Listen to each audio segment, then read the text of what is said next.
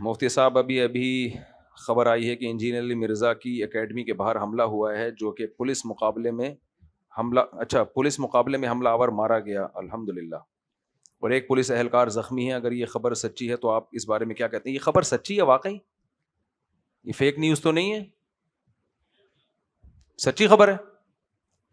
بہرحال بہت بری خبر ہے یہ۔ اس طرح کے حملہ آور متشدد قسم کے کچھ یا تو مذہبی لوگ ہو سکتے ہیں جن کو انجینئر علی مرزا سے اختلاف ہے، تو ہم تو ہمیشہ سے اس کی مذمت کرتے ہیں، اور اچھا ہوا بغیرت مارا گیا جس نے بھی حملہ کیا، اور پولیس والوں کو بھی بہادری کو سلام ہے جنہوں نے بچایا۔ تو اس واقعے کی بھرپور مذمت کرتے ہیں۔ انجینئر علی مرزا سے 100 بار اختلافات اپنی جگہ، لیکن اللہ تعالیٰ صحت دے، ان حملوں سے محفوظ رکھے سب کو۔ اور میں تو ویسے بھی انجینئر علی مرزا کی زندگی کی دعائیں اس لیے کرتا ہوں کہ بہت ساری چیزوں پہ میں نے ابھی جواب ریکارڈ کروانا ہے، ابھی تھوڑا سا میں فارغ ہوا ہوں۔ اس رمضان میں نے انجینئر علی مرزا کا وہ کلپ جو تراویح پر اس نے ریکارڈ کروایا ہے، 2.7 ملین گیا ہے، وہ 2.7 ملین، اور انجینئر علی مرزا کا دعویٰ ہے کہ تراویح پر کسی کا کلپ اتنا نہیں سنا گیا۔ آدھے ایک گھنٹے کی اس کی ریکارڈنگ ہے ریفرنسز کے ساتھ، اس کا میں نے اس رمضان میں ریفرنسز کے ساتھ جواب ریکارڈ کروایا ہے، ایک ایک جملے کا۔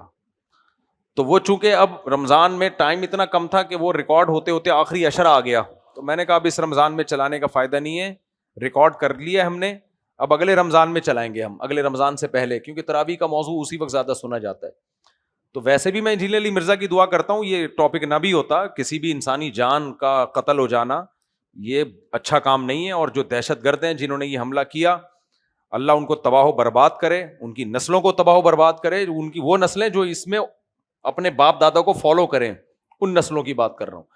اور ایسے دہشت گردوں کو، پولیس والے کو بہرحال سلام ہے۔ تو ویسے بھی میں دعا کرتا ہوں، اور میں اس لیے بھی دعا کرتا ہوں کہ ابھی میرے ذمے کچھ قرض باقی ہیں، تو وہ شہید وحید نہیں ہو جائے بھائی، اس کی زندگی کی دعا کرو۔ میں جہلم تو گیا تھا، واپس آ گیا، تو اس کا مطلب یہ نہیں کہ میں واپس ہی آ گیا، تو ابھی بہت ساری چیزوں کا میں نے علمی جواب ریکارڈ کروانے۔ اس میں تراویح کا ایک خلا کا میں نے کرا دیا تھا، جس پر انجینئر کی طرف سے اب تک کوئی جواب نہیں آیا ہے، اور وہ آئے گا بھی نہیں انشاءاللہ۔ ایک ہی دفعہ میں ایسا خاندانی ریکارڈ کروا دیا پورے ریفرنسز کے ساتھ کہ اب نہیں آئے گا اس کا جواب۔ اور دوسرا میں نے تراویح پہ بھی ریکارڈ کروا دیا ہے، ایک آپ سنیں گے نا تسلی کے ساتھ، وہ تراویح والا جو ویڈیو ریکارڈنگ ہوئی ہے ریفرنسز کے ساتھ، تو آپ کو انشاءاللہ اندازہ ہو جائے گا کہ دلائل کی دنیا میں یہ جو چاروں امام تھے نا، یہ ہلکے نہیں تھے۔ میں اس میں یہ فتح میری نہیں ہے کہ دلائل کی دنیا میں میرا پلڑا بھاری ہے، میں کون ہوں بھائی؟ جو فقہا اور محدثین جو ماضی میں جو قرآن و سنت کی چاروں اماموں کا اتفاق ہے کہ تراویح کم سے کم 20 رکعت ہے، تو ان میں دلائل کی دنیا میں آپ کو لگے گا وہ چاروں امام واقعی برحق ہیں، اور آج کل کے اسکالر ان کے پاس علم میں گہرائی نہیں ہے، تو وہ پتہ لگے گا کہ انہوں نے جو دین کو سمجھا ہے وہی حقیقت میں ہے، باقی صرف دعوے ہیں۔ تو اللہ تعالیٰ انجینئر علی مرزا کو ویسے بھی زندگی عطا فرمائے، اس لیے کہ مسلمان ہیں اور پاکستانی ہے، انسان ہے، ان تمام باتوں کی وجہ سے، اور اس لیے بھی اللہ زندگی عطا فرمائے کہ ابھی صرف تراویح پہ نہیں، اور بھی بہت ساری چیزوں پہ، رفع الدین ہے اور اختلافی حضرت معاویہ کا مسئلہ تو سب سے اہم ہے، ان سب چیزوں پہ میں نے جواب ریکارڈ کروانا ہے۔ اگر وہ دنیا سے چلا گیا تو میرے جواب تو پھر مردوں کی قبروں پہ جا کے تھوڑی ریکارڈ کروائے جاتے ہیں۔ تو اللہ زندگی عطا فرمائے مجھے بھی، تاکہ میں ریکارڈنگ کروا سکوں، اور انجینئر علی مرزا کو بھی۔ باقی میں اس کے لیے دعا گو ہوں، اللہ اس کو صحت عطا فرمائے، اور مجھے موقع ملا تو میں انشاءاللہ عیادت کے لیے بھی جاؤں گا، اگر اللہ کرے یہ خبر جھوٹی ہو، پہلی بات تو یہ ہے، لوگ کہہ رہے ہیں سچی ہے، اچھا چلو یہ خوشی کی بات ہے، وہ دہشت گرد کم بخت مارا گیا نا، اچھا ہوا۔ اس پولیس والے کو بھی شاباش دینی چاہیے بھائی، جو سیکیورٹی میں پولیس والے اپنی ذمہ داری پوری کریں، ان کو پوری قوم کو سلوٹ کرنا چاہیے، پوری قوم کو ان کو سلوٹ کرنا چاہیے۔ مرزا جہلمی بہت سارے مسلمانوں کو گمراہ کر رہا ہے، اور آپ اس پر ممبر پہ بیٹھ کے اس کی صحت کے لیے دعا کر رہے ہیں، کیا یہ صحیح ہے؟ زندگی اور صحت کے لیے دعا کر رہے ہیں۔ کسی سے بھی اختلاف اور مخالفت ایک لمٹ میں ہونی چاہیے، لمٹ کو کراس نہیں کرنا چاہیے۔ ہمارے مذہبی طبقے میں یہ بھی ایک تھوڑا سا مسئلہ ہے نا بھائی، کوئی بھی زخمی ہوا ہے صحت کی دعا مانگنی چاہیے، انسان ہے، اور کسی کے قتل پہ خوش ہونا، کسی پہ، اور یہ تو دہشت گردوں کو آپ سپورٹ کر رہے ہو۔ دہشت گردوں کی نظر میں علی مرزا ہو یا مفتی طارق مسعود ہو یا کوئی بزرگوں عالم ہو، فرق نہیں ہوتا۔ یہ دو قسم کے لوگ ہوتے ہیں، یا تو مذہبی جنونی یا ملک میں ریاست کے اگینسٹ، ملک میں انارکی پھیلانے کے لیے کسی مشہور آدمی کو قتل کر دیتے ہیں یہ لوگ. یہ بھی ہوتا ہے کہ ملک میں نا کوئی ایجنٹ ہوتے ہیں اسلام دشمن قوتوں کے، وہ ملک میں انارکی پھیلانے کے لیے بندہ مار دیتے ہیں. اب میں جب جہلم گیا تھا نا، تو میں کیوں 48 گھنٹے کا پیغام دے کے غائب ہو گیا تھا مارکیٹ سے؟ اس لیے غائب ہوا تھا کہ کوئی دہشت گردی کی کاروائی نہ کرے، مجھے کوئی نقصان نہ پہنچائے. اور میں اپنے ساتھیوں سے کہہ رہا تھا کہ ہم جو چھپ گئے ہیں نا 48 گھنٹے کا پیغام دے کے، جیسے پازیٹیو پیغام آئے گا تو ہم آ جائیں گے مارکیٹ میں، دوبارہ ان ہو جائیں گے، لیکن ہمیں چھپ کے رہنا ہے. چھپ کے انجینئر کے ڈر سے نہیں کہ انجینئر ہمیں کوئی نقصان پہنچائے گا، اس کے بندے نقصان پہنچائیں گے. یہ ہمیں اطمینان تھا کہ انجینئر کی دشمنی یہاں تک نہیں پہنچی ہوئی ہے کہ وہ ہمیں کوئی ذاتی طور پہ کوئی نقصان پہنچائے. ہمیں یہ تھا کوئی تھرڈ پارٹی نقصان پہنچائے گی تاکہ دونوں فریقوں میں لڑائی شروع ہو جائے.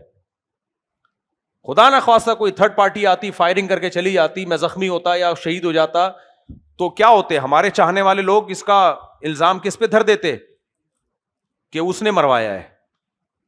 تو میں نے ساتھیوں سے کہا ہمیں یہ اطمینان ہے کہ وہ یہاں تک نہیں ہے اس کی مخالفت، کہ وہ بندہ اس طرح کا نہیں ہے کہ ہمیں کوئی دہشت گردوں کو ہمارے خلاف استعمال کرے، نہ ہم ایسے ہیں کہ ہم کوئی ایسی کاروائی کریں، لیکن کوئی تھرڈ پارٹی ایسے موقع پہ ناجائز فائدہ اٹھا سکتی ہے. تو اس تھرڈ پارٹی کو، وہ یہی تھرڈ پارٹی ہے جس نے ابھی اس پہ حملہ کیا، اور اچھا ہوا مارا گیا.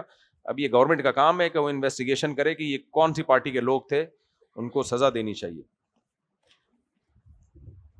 موسیٰ علیہ الصلوۃ والسلام سے آج ہم نے بخاری میں طلبہ کو یہ حدیث پڑھائی ہے.